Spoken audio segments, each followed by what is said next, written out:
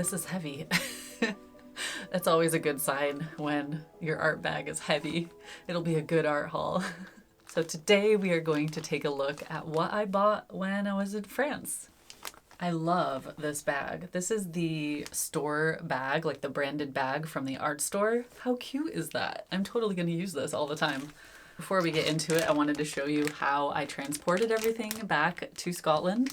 So I put it all inside this big sealed plastic bag and wrapped that in a shawl and then inside another jumper, I think. So it was inside my checked bag, wrapped really well, and nothing exploded, which was wonderful. But the only reason I bought this much is because I had a checked bag. Usually I don't. Usually I travel very light. So yeah, let's take a look at everything I bought and also a few things that were gifted to me from participants at the art retreat. We went to two pretty big art stores and then one smaller niche art store. And in total, I spent under 200 euros. So I felt that was pretty good, especially because it had been so long since I've been in a real art store. All right, let's dive in and see what we got.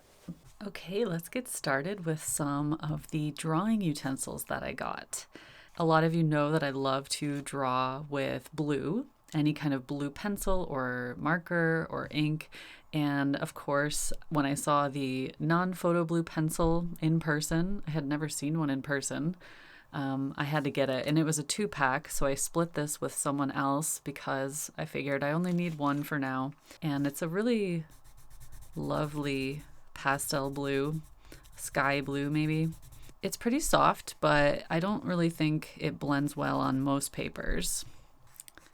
And I'm not even using it because it's photo blue. I'm using it specifically for the softness, the actual color of it, and the maybe 10% chance that I will want to scan something without the pencil showing through. But I actually like seeing a bit of pencil underneath my paintings and sketches. So I think I like the novelty of it. Speaking of blue, I found these Faber-Castell broad pens, and they have a nice big tip on them, so I can get some really thick hatching. But if you go quick and light, you can get really thin lines across the paper. So I just love this color. It's like a nice ultramarine almost. It's really pretty. And once again, just love sketching with blue. We're not done with the blue. This is a Sennelier ink brush. So it's actually slightly transparent ink. I think this one was also ultramarine, or at least very similar. And I have brush pens where I can fill them with my own ink, but I didn't bring any with me to France, and I just love sketching with these types of pens. So basically, this is a synthetic nib, and it's a brush nib, so you can get some really fine points if you just press lightly, or you can squeeze it, and you can kind of see it's bubbling up. You can get some big washes and kind of pull it, and it's not waterproof, so I can use a brush with some water and dilute it down even more. Typically, though, when I'm using something like this, it's in combination with a fine liner or something, so it's more just for the thick brush nib that I love. And this one just happened to be a gorgeous color. I think that's it for the blue, but we are moving on to a different brush pen. This is a Pentel, I think they call it the pocket brush pen, but this one is sepia. I have this in black here at home, but I just love sepia pens, and I had never seen one before, one in a brush version. So it's a very dark chocolatey brown, which you can kind of see when you get a little bit wider with it and also using more of a dry brush. But if I draw this down with a brush, you can see the actual color. Beautiful sepia. And I actually think this combines really well with the ultramarine. So those two together could be really fun to play with. I also got these two Tombow dual brush pens. These are the ones I use at home all the time with grayscale, so the gray versions. And they were just by the checkout counter, and I was staring at them while I was waiting, and I was like, you know what? I love really light versions of markers. When I play with markers, I tend to gravitate towards the lighter ones, and I use these alongside fine liners or fountain pens. And these two colors I thought would just be really nice for really light values in a sketch. And you can kind of combine it with other mixed media. These are not waterproof either, so technically I could also blend them with a brush and water. I really love purple one especially. I love purple shadows, especially on buildings. So maybe using something like this with the sepia or just a really nice thin fine liner and using this for the shadows on the building could be really nice. And also they do have another tip. It's a little bullet point. So that's just a nice combo. And then we have something I own at home, except not in this specific color. This is a Venetian red polychromos colored pencil. I love this color.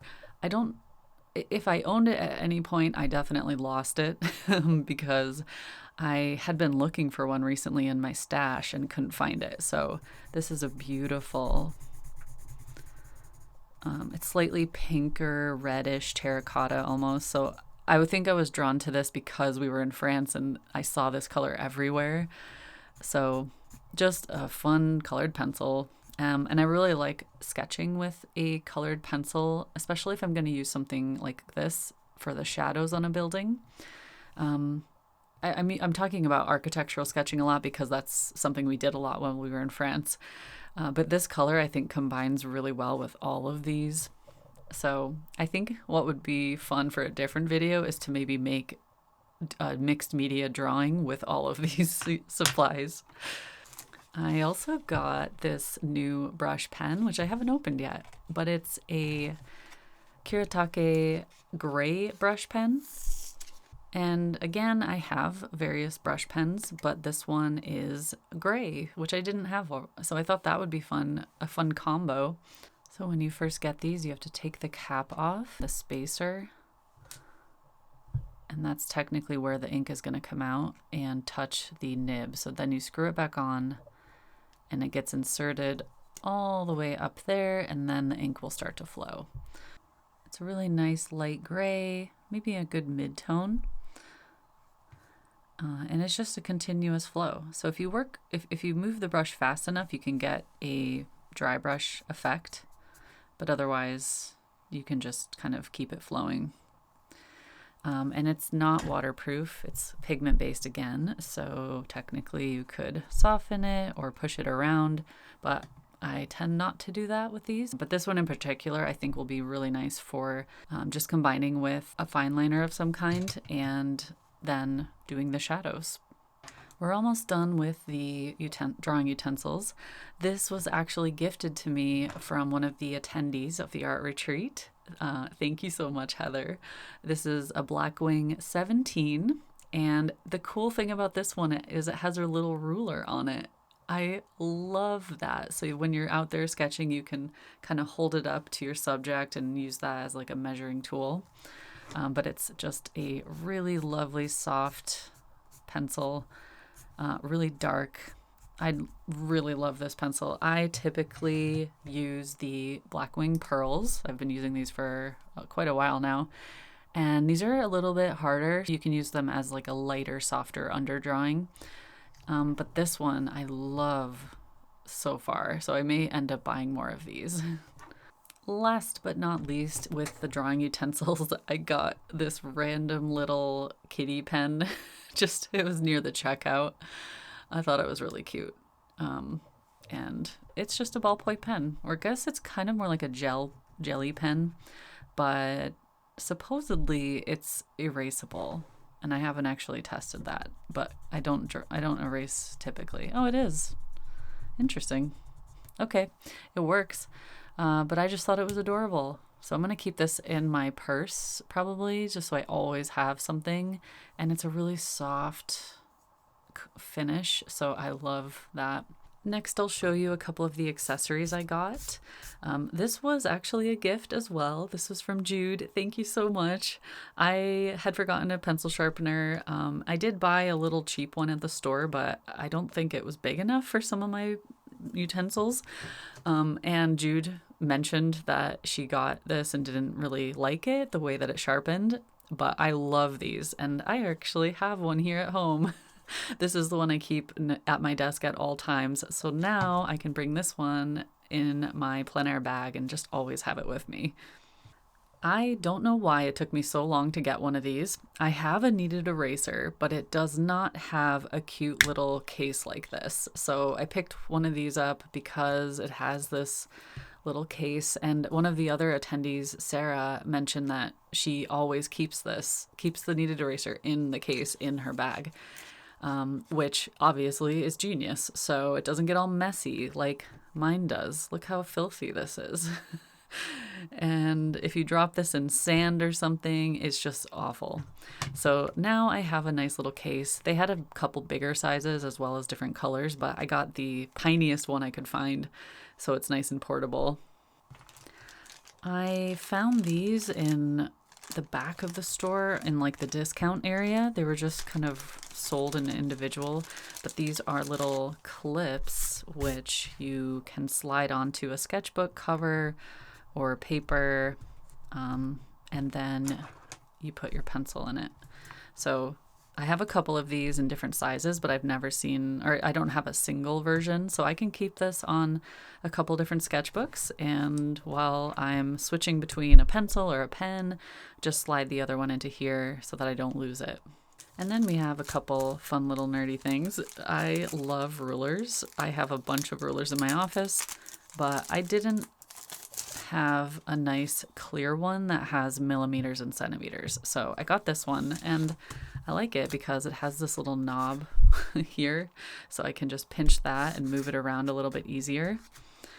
It's also the perfect size, especially for most of my sketchbooks. And then we have this fun little tool. I got this for a very specific purpose. It's something that I think architects use a lot, designers, but I'm using it to make very precise circular swatch wheels, so color wheels. Because I'm always eyeballing it, I always mess it up. So I figured something like this will make it really easy because you can actually use the measurements to divide the circle up into however many pieces you need really perfectly. That's like such a niche thing to use this for. But yeah, that will be the single purpose for this, I think. One final little random thing I got was this cute little lens cloth. So I actually keep this clipped inside my purse, and it's also a map, which I love. Art stores just have the coolest little gadgets. Okay, we're going to change gears now, and we're going to look at all of my sketchbooks. I think many of you know that I'm a bit of a sketchbook addict. I have a lot of different sketchbooks, but you know what? I use them all, so it's fine. First things first, I wanted to show you that Heather also gifted me this lovely little Strathmore travel sketchbook. It's one of my all-time favorites. I used to use them almost exclusively before they were discontinued, and I only have a couple left on my shelf, so I was so excited when she gifted this to me. I did paint in it a little bit. She had a little message on the inside cover. We went to a winery, so I kept that little brochure, and then this was a little swatch card I was testing. But I'll give you a quick little flip through of the pages I've done so far. I started a couple of these at the end of the retreat and then on the plane ride home, and then the last couple nights here at home. So just a little homage to our retreat in France. And if you haven't already seen the vlog, go back and watch that because I have shown at least this one and paintings I did throughout the retreat. This was from our last day in Toulouse. A few of us met up and painted together by the river, which was lovely. And then I wrote some notes. This is something I'm trying to remember to do more often, is include a little map. And it just highlights a couple of the places we went to. I can't fit every little town I went through, but these were the major stops we did. And these were some of the highlights in Albi, the palace, the view over the river, just the beautiful architecture and the stone and the slate roofs. I mean, I was in heaven. It was so lovely.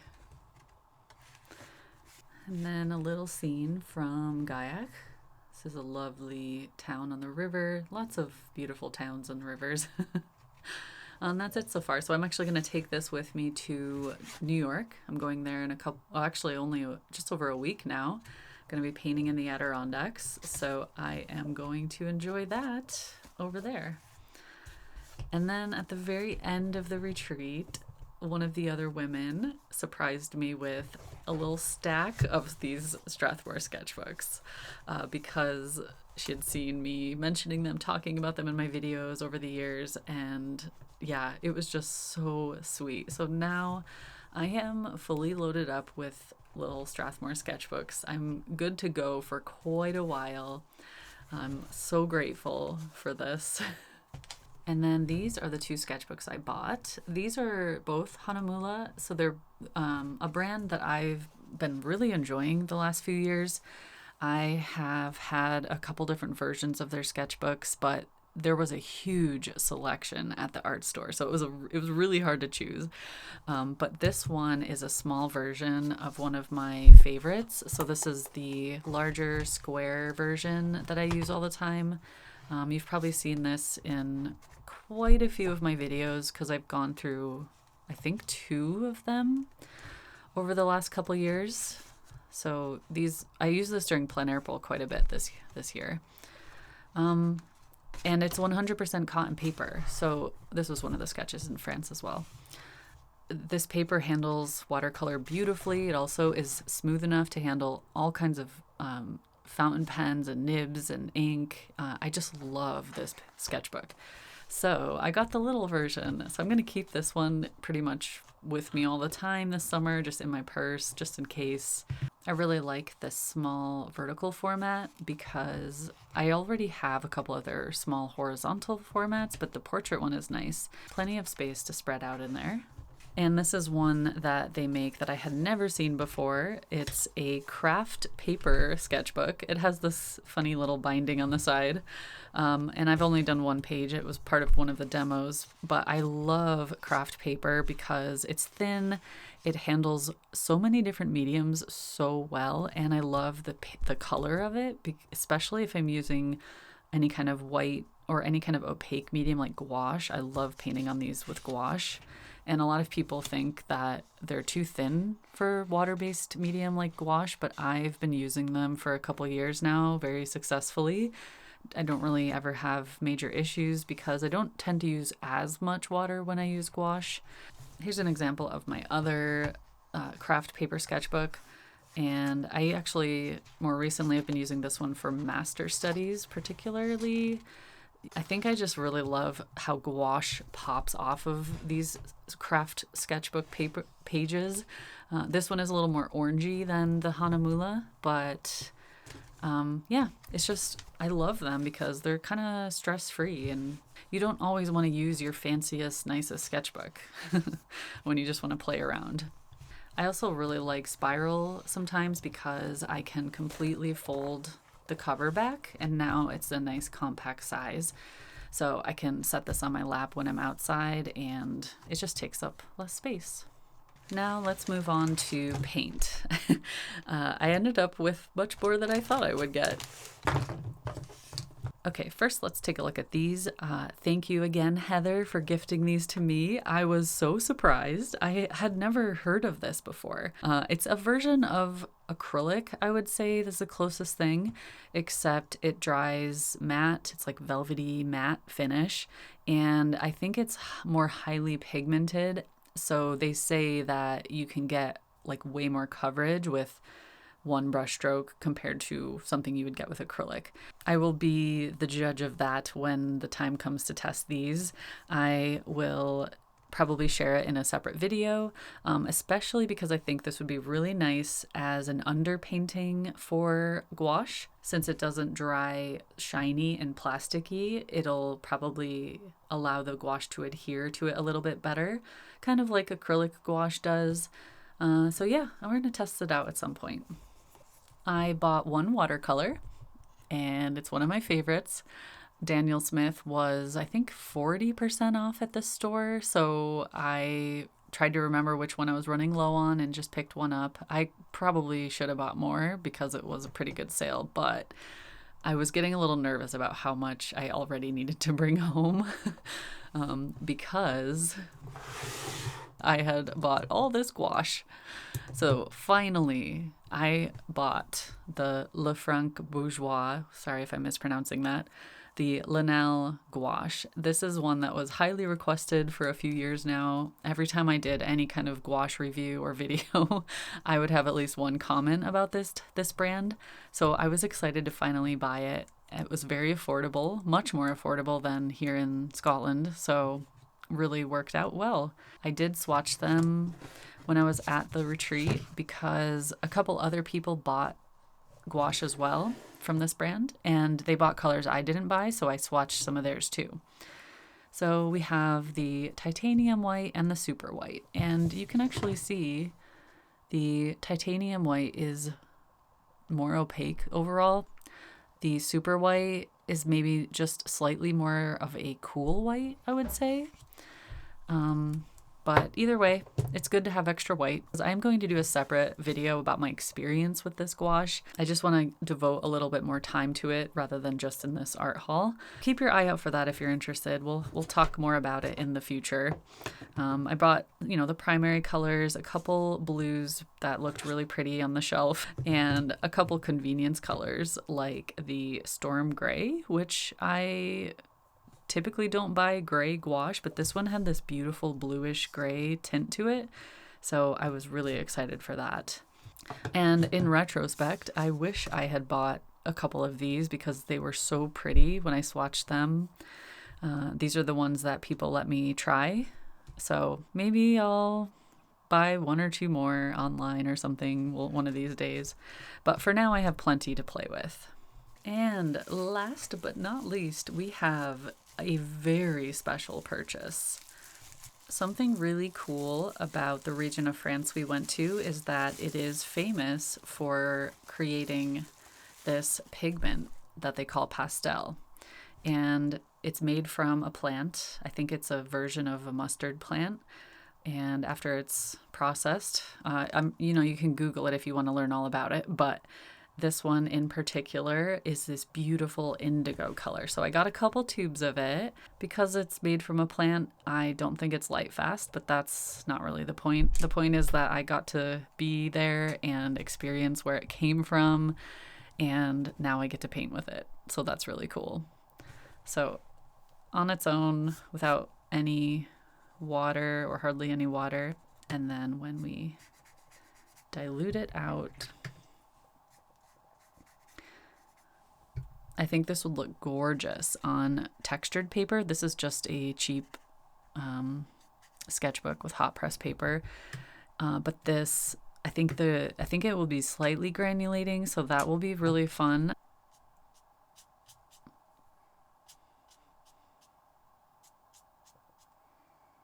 I love how subtle it is. It's not overpowering. It doesn't seem overly staining.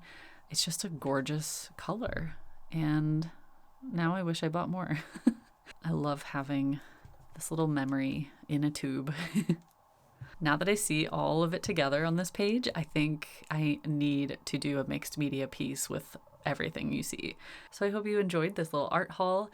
I don't do these very often, but this was definitely a special one. So thank you for watching. I'm going to leave you with some clips of us wandering through the beautiful art stores just for fun. But then I will be back next week with a new video. So thanks, and I'll see you then. Take care, everyone.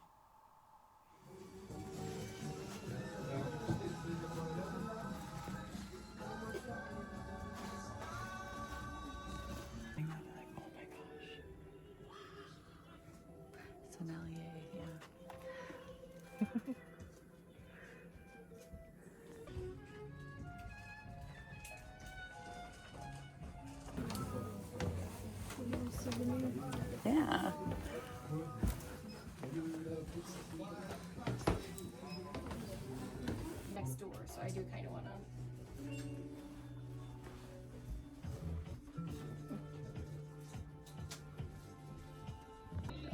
Walk in your shot.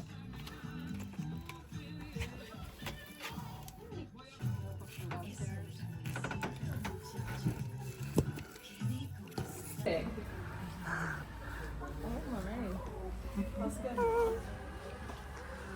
I recognize one brand so far.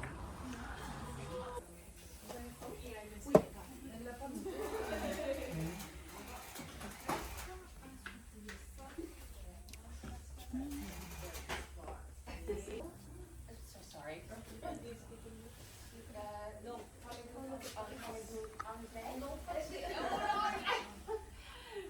Not beautiful, Belle, beautiful.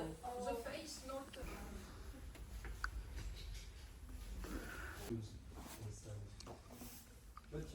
Wall of sketchbooks. First time we come here, we buy some Fun. and we can paint something, but we never touch. So we got a couple of each one. Oh, we can do it.